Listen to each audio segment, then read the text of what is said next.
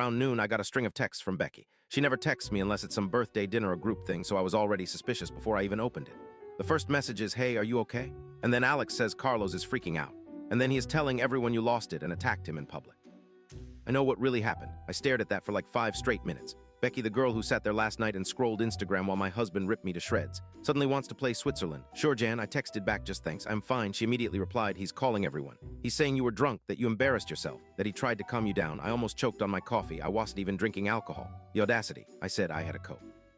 Had 3 Weisies. She hit me back with, "Yeah, I know, but he is in damage control mode." I just put my phone down. I realized right then if I didn't do something, this was going to turn into a whole crazy wife narrative, and everyone was going to believe him because that's what Carlos does. He spins the story until everyone doubts themselves. So yeah, I decided to get ahead of it. Posted on my Instagram story just a picture of my empty wine glass with the caption, "Sometimes you realize you were the only sober person in the room." It was petty and stupid, but I needed to do something. Within 10 minutes, I had DMs from 3 of Carlos' friends and 1 from his cousin, all like, "What happened? And is everything okay?" I didn't answer any of them, but I screenshotted every message. Receipts, baby. Around when my dad came back. Walked into the kitchen, didn't even look at me, just started making a sandwich like nothing happened. My mom asked where he'd been and he just shrugged and said out. I didn't push it. 5 minutes later, there's a knock at the door. And who is it? Carlos, looking like absolute hair still sticky from the coke, eyes wild, wearing yesterday's shirt. He didn't even bother to call or text, just showed up at my parents' house. My dad stood up so fast his chair scraped the tile. My mom put her hand on my arm and just whispered, "Don't move." Carlos came in trying to move. Carlos came in trying to don't move. Carlos came in trying to act all wounded and victim-y like he's the one who needs comfort. He started going off loud, demanding, trying to force an apology out of me in front of my parents.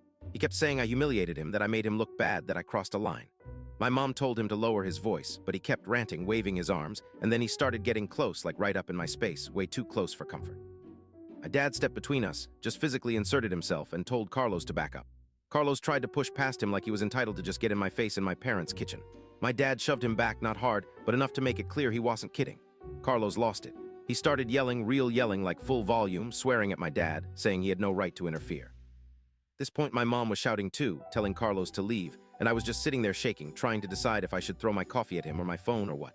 Carlos tried to go around my dad, but my dad blocked him. And then Carlos actually grabbed my dad's arm like he was going to move him out of the way. My dad shoved him back again, this time harder, and Carlos stumbled into the counter. He looked at me like I was supposed to come to his defense, and I just stared back. Carlos finally stormed out. My dad just stood there breathing hard, and my mom started crying, which made me want to scream.